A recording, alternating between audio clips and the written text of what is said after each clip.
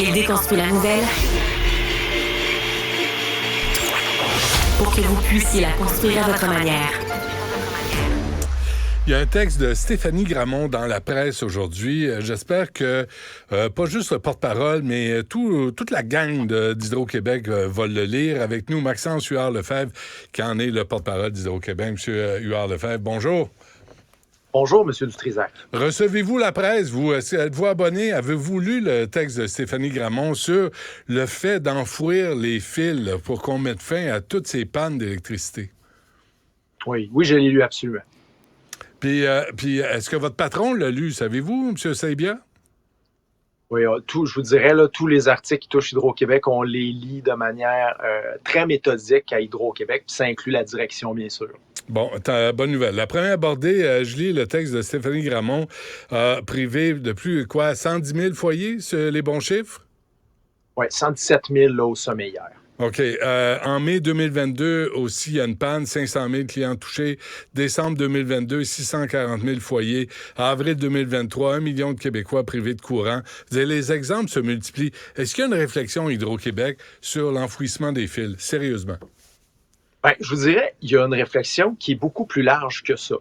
On veut se donner un coffre à outils dans les prochaines années. On a commencé à le faire, dans lequel il va y avoir différentes mesures. Mais l'enfouissement n'est pas nécessairement la bonne mesure. Il faut savoir qu'enfouir le réseau au complet, ça coûterait une fortune. On peut le lire d'ailleurs dans le texte de Mme Gramont. Est-ce qu'on va faire plus d'enfouissement? La réponse, c'est oui. Il y a des, dans le coffre à outils auquel je fais référence, on a des nouvelles techniques comme l'enfouissement plus léger qu'on peut faire à certaines places. On ne peut pas le faire partout. Ça ne peut pas être des sections de réseau. Il y a des clients qui sont connectés.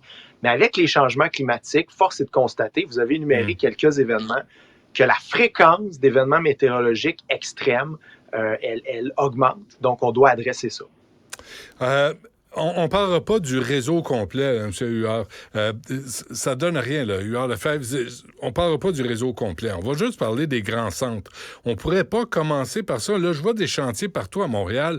Les rues sont ouvertes, les trottoirs sont ouverts. Ça dure une éternité. Il me semble que c'est des occasions où on pourrait enfouir des fils.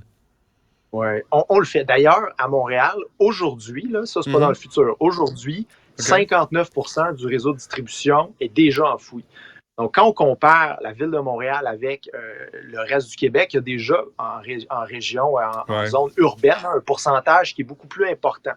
Maintenant, est-ce qu'on peut en faire plus? La réponse, c'est oui. On a un programme avec la ville de Montréal, une entente qui vise à enfouir entre 4 et 5 kilomètres de lignes qui aujourd'hui sont aériennes pour les enfouir là, en souterrain. Donc, c'est un programme qu'on déploie au cours des prochaines années. Et tous les nouveaux développements ont l'option également de faire le choix là, du souterrain dans le développement des quartiers.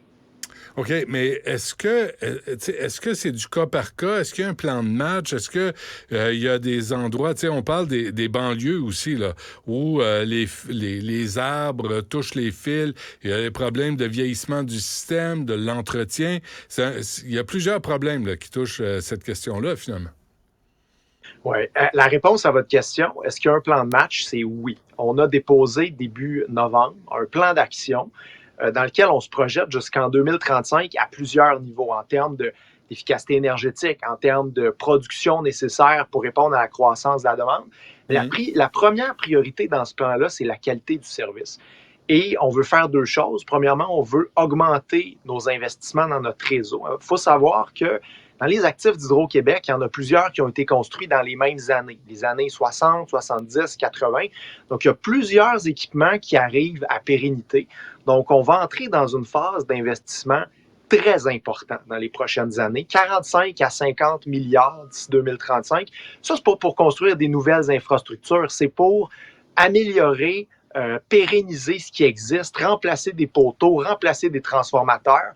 Et ça, concrètement, ça va améliorer la qualité du service. Donc ça, c'est une chose. L'autre élément, c'est comment, la question qu'on se pose là, pour adresser l'autre élément, c'est comment on peut améliorer notre réseau pour faire face au changement climatique, puis aux événements que vous décriviez tantôt. Et c'est là où je faisais référence à un coffre à outils, mais l'enfouissement n'est pas la seule solution. Il y en a différentes, mais elle va en faire partie. Mais est-ce que vous coordonnez tous ces projets-là, là, ces programmes-là, est-ce que vous les coordonnez avec les villes en sachant qu'il va y avoir des grands travaux sur telle rue, sur telle artère, sur tel boulevard, puis quelqu'un vous fait signe, Hydro-Québec, venez-vous-en, là, c'est le temps, là. Oui. Avec la Ville de Montréal, l'entente qu'on a, évidemment, c'est coordonné. Le 4-5 km auquel je faisais référence tantôt. Ouais. Mais On a Laval, un autre Longueuil, programme. Sherbrooke, Québec, les autres villes. On a un autre programme qui, malheureusement, on a dû le mettre sur pause. Je vous explique pourquoi après, là, mais on a un autre programme qui vise l'ensemble des municipalités au Québec. Donc, qui vise justement à permettre d'enfouir progressivement des sections de réseau de distribution. Vous n'êtes pas sans savoir, ça a été couvert par les médias de québécois, là, qu'on a eu une hausse de demande de raccordement dans les 2 dernières années, très soutenue. Et pour cette raison-là, on a dû, de manière à consacrer là, le plus d'efforts possible à raccorder les nouveaux clients qui attendent. On a dû mettre sur pause ce programme-là, mais qui va pouvoir reprendre là, dès qu'on aura des délais plus courts de connexion au réseau pour les nouveaux clients. Bon, c'est parce que, tu sais, là, je comprends, vous dites, c'est pas la solution, là, mais quand on voit le nombre de pannes d'électricité au Québec au cours des derniers mois, dernières années, je me demande c'est quoi votre solution, parce que on peut pas rester, on peut pas au 21e siècle continuer à planter des fils après des poteaux, là. Bien, d'abord, on est d'accord avec vous, sur une chose, là, la qualité du service doit augmenter. On doit avoir un meilleur service, on doit investir davantage. Ce constat-là que vous faites, on le partage et dans les prochaines années, comme je disais tantôt, c'est majeur ce qui va être investi en pérennisation de nos infrastructures. Mais je veux vous dire, quand on remplace un poteau qui a quelques décennies par un poteau neuf, qui est plus gros, plus massif, quand on installe stratégiquement des poteaux de composite à des endroits où les poteaux pourraient être plus vulnérables. Quand on ajoute des automatismes sur notre réseau, des gaines de protection, différentes solutions comme ça, ben, on vient à avoir un effet important sur la qualité du service. Donc, il n'y a pas que l'enfouissement qui est une solution. Ce n'est pas une solution magique. Vraiment, j'insiste là-dessus. On a un coffre à outils, puis chaque outil va être important. Mais comment, avant qu'on se quitte, M. Huard-Lefebvre, comment vous expliquez donc ces immenses pannes d'électricité, là? À chaque fois qu'il y a un peu de neige, il y a un peu de verglas, le système s'effondre? Oui, dans les 5 dernières années, on a vu 2 fois plus d'événements météorologiques extrêmes que ce qu'on avait vu dans les 15 années précédentes. Donc, il y a eu, et on le lie au changement climatique, il y a eu une accélération des événements extrêmes. Et 40 à 70 % des pannes sont liées à la végétation. Puis là, ce qu'on a vécu hier en passant, là, la neige lourde, je veux rassurer les gens, une tempête de neige, ça ne cause pas de panne d'électricité ou ça en cause peu de manière générale. Là, c'est parce qu'on a un mercure qui est près de zéro. Alors, on a une neige qui est lourde. Elle a un effet qui ressemble à celui du verglas. Elle s'accumule sur les branches d'arbres tombent et entrent en contact avec les fils. Donc ça, c'est un autre élément sur lequel on va travailler puis on va investir davantage. La maîtrise de la végétation. Donc, on veut raccourcir les cycles, couper les branches des arbres de façon préventive pour justement éviter que quand on a des situations météo plus extrêmes, ben, qu'il y ait ces contacts-là entre branches, arbres, fils électriques. Je comprends, mais si ces fils-là étaient enfouis, vous n'auriez pas besoin d'aller couper des branches et des arbres, là?